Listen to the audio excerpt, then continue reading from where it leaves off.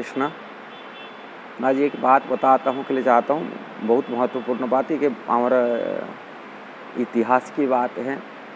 वास्तविक इंग्रेज लोग ही इंग्रेज माने ही भारत में हमारा वैदिक सनातन धर्म को सुरक्षा दिए। ये कि कोई बोलेगा राजनीति की इतिहास की बात है, तो इतिहास की बात यही है। हम लोग को इतिहास में पढ़े, आप लोग भी जानते हैं, पढ़ने के टाइम में खून गर्म हो जाता था। इंग्रेज विरुद्ध में जो लिखा जाता बचपन में सिखा जाता है, इंग्रेज लोग आगे हम देर को लूट लिए, ये ले लिए, वो ले लिए, वो ले लिए, कर लिए। जालियानवाला हत्याकांड तो सब रूम ये हो जाता है, किंतु नहीं जानते हैं हमारा इंग्रेज लोग जब आए देश में, आने के बाद में भारतीय जो वैदिक सनातन धर्म है, जो भारतीय हिंदू धर्म इसको हम तथाकथित कहते हैं, वास्तविक ये सनातन धर्म है, जो वैदिक धर्म है, और वो संस्कृति बच के रहा इंग्रेज लोगों के द्वारा।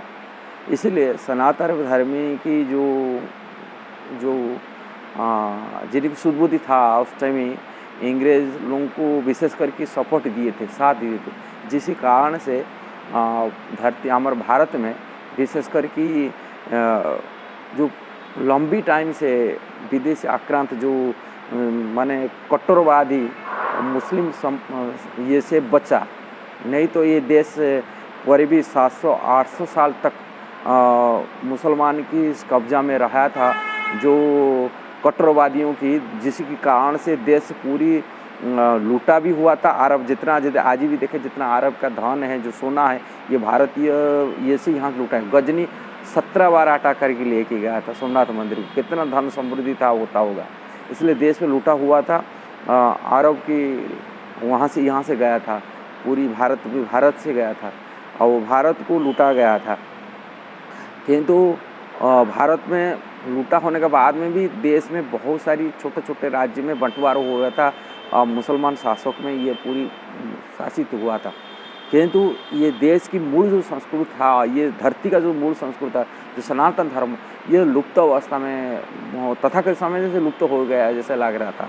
इसी अवस्था में भारत में जो बुद्धिजीवी लोग थे, जो सनातन धर्मी थे, इसलिए इंग्रेज के साथ दिए थे ये, इससे उनको हटाने के लिए, और इंग्रेज लोगों को साथ दिए थे, हटाए थे। और उनके साथ देने के बाद इंग्रेज लोग जब आए हैं, देश में कुछ विकास जो भारत में खंडित था, छोटे छोटे प्रदेश में बांटी हो गया था, और देश में कोई ना उस टाइम से भारत में कोई राजपथ था, ना रेलवे लाइन था, ना भारत की ये था, एक समृद्ध एक छत्र भारत की शासन था यहाँ। किंतु इंग्रेज के द्वारा कई फ़ायदा हुआ, वो बात हम इतिहास से नहीं पढ़ते, इसलिए वीडियो में जारी किया हूँ। इसलिए अब वीडियो को ज़्यादा लोगों को सब्सक्राइब करिए, शेयर करिए, और को जानकारी मिले। वास्तविक इंग्रेज द्वारा आने के द्वारा भारत की एक समृद्ध राष्ट्र बना हुआ, भले ही भारत में आने के बाद में किंतु खंडित हो करीब अफगानिस्तान बन गया, नेपाल अलग हो गया, श्रीलंका अलग हो गया, इसके इंग्रेज सरकार रहते रहते हो गया था, बर्मा भारत से अलग हो गया, ऐसे अलग देश हो गया। किंतु जितना भारत है आज, जो स्थिति भारत ही देखते हैं कि भारत एक देश है कि सनातन धर्मियों की एक देश के लिए परिचिति है दुनिया के क्षेत्र में, किंतु वो सनातन धर्मी वो भी बच नहीं था। आज भी मुसलमान देश के हिसाब से घोषणा करा जाता था ये देश को, इंग्रेज यदि नहीं आते थे। और इंग्रेज आने के बाद में ये देश एक ही देश बन के रहा, एक करा गया, इसमें रेलवे लाइन बिछा गया, इंग्रेज द्वारा भारत में एयरफोर्स बना गया, और नेवी बना गया, कि आधुनिक जो शिक्षा पद्धति, जो यूनिवर्सिटी, वो इंग्रेज द्वारा स्थापित किया गया। आज ही वर्तमान जो हमारे पार्लियामेंट, हम इंग्रेजी दोष लगाते हैं कि दो ये लोगों के कारण से इंग्रेज आज भी जो पार्लियामेंट भवन है उनके द्वारा बना हुआ है पार्लियामेंट भवन। जैसा ही भारत के शुरू से जितना बड़े बड़े यूनिवर्सिटी आप देखेंगे, आज जो स्ट्रक्चर है ये सब उनके ऊपर है, और उन्हीं के ऊपर है भारत, स्वाधीन भारत की जो हम कहते हैं, स्वाधीन भारत की राजनीति नेता उनसे गद्दी में बैठे, उसी उनके द्वारा बना हुआ शैली से, और उनकी जो शैली है उसी के ऊपर आधार कर ये चल रहा है। नहीं नया आधुनिक ही पर चल रहा है आज तक, भी नहीं, नया पार्लियामेंट भवन भी नहीं था।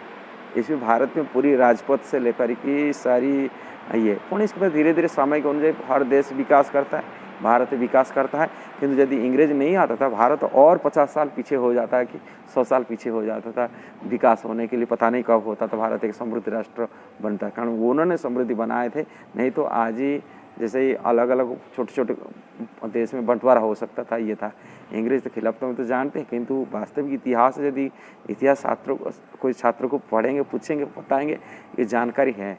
हमें इसी में गंभीर थोड़ा से रिसर्च के माने, हम तो इतिहास के स्टूडेंट रहे, आर्ट्स के स्टूडेंट रहे, किंतु इसके साथ साथ हमें दिमाग में देखिए अंग्रेज द्वारा सब तो अंग्रेज खिलाफ में है, किंतु वास्तव में अंग्रेज द्वारा भारत की जो वैदिक सनातन संस्कृति बच्चा, उसके ऊपर कोई नहीं बताते। सनातन धर्म बच्चा उसमें कोई नहीं बताते।